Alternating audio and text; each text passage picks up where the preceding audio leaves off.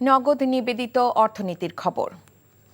মৎস্য মন্ত্রণালয় ভারতে ইলিশ রপ্তানির পক্ষে নয় জানিয়ে মৎস্য ও প্রাণী সম্পদ উপদেষ্টা ফরিদা আক্তার দাবি করেছেন, বাণিজ্য মন্ত্রণালয় নিজে থেকেই ৩,০০০ টন ইলিশ রপ্তানির অনুমোদন দিয়েছে। সকালে সচিবালয়ে নিজ দপ্তরে একথা বলেন তিনি। উপদেষ্টা বলেন, মৎস্য ও প্রাণী সম্পদ মন্ত্রণালয়ের সিদ্ধান্ত পূর্বের মতোই ইলিশ রপ্তানির বিপক্ষে। তবে রপ্তানির কারণে দাম বেড়ে যাবে তা মনে করছে না মন্ত্রণালয়। দেশে পর্যাপ্ত ইলিশের মজুদ রয়েছে জানিয়ে মৎস্য উপদেষ্টা বলেন, রপ্তানির খবরে ইলিশের দাম বাড়লে তার ব্যবস্থা নেওয়া হবে। ইলিশের প্রজনন ও উৎপাদন বৃদ্ধির জন্য ১৩ অক্টোবর থেকে ৩ নভেম্বর পর্যন্ত ইলিশ আহরণ বন্ধ থাকবে বলে জানান তিনি।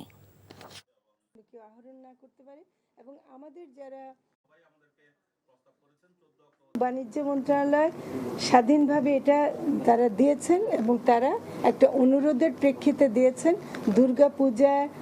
ভারতে দুর্গাপূজা উপলক্ষে বিশেষ অনুরোধ ছিল, সেই অনুযায়ী তারা করেছেন। সেটা তাদেরকে আমি তো জোর করতে পারি না। এটা বাণিজ্য মন্ত্রণালয় দিয়েছে, এর সাথে মৎস্য ও প্রাণী সম্পদ মন্ত্রণালয়ের কোনো সম্পর্ক নেই। এটা এখনো যায়নি। যদি এর প্রভাবে দাম বাড়ে, সেটা আমরা মনে করি যে এটা বাড়া উচিত হবে না।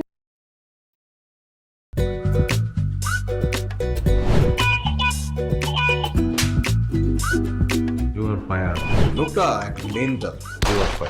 নিশ্চয়ই এই লোকটা প্রতিদিন বউয়ের সাথে উড়া ধুরা ঝগড়া করে আসে।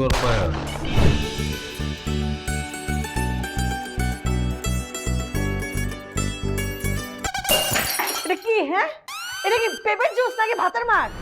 করলা জুস আবার কেন? কালকে কেন? ডাক্তার তোমাকে 3 বেলা খেতে বলছে, আমি সেখানে 1 বেলা দিচ্ছি। 3 বেলা করে দিব? আমার অপরাধটা কি ছিল? কি অন্যায় করছিলাম আমি? এরকম চিৎকার চেঁচামেচি করলে সোজা দারোয়ানের রুমে পাঠিয়ে দিব। খুবই সুন্দর লাগছে। ওটা আমি না, ওটা প্রমা। আসসালামু আলাইকুম দুলা ভাই, কেমন আছেন? ডার্লিং, আসো, তাড়াতাড়ি আসো। আমার একমাত্র শালি প্রথম বাসায় আসছে। দুলা ভাইকে ভালোবাসিস? জানি না ভালোবাসে কিনা। মা, থ্যাংক ইউ তোমারে এত সুন্দর, এত ভালো একটা বউ জুটায় দেওয়ার জন্য। তুমি এমন সুন্দর, যে কোনো ছেলে তোমাকে একবার দেখলেই প্রেমে পড়ে যাবে। কি ডার্লিং, কফি খাওয়া? আসো ডার্লিং, একসঙ্গে কাজ করি। ও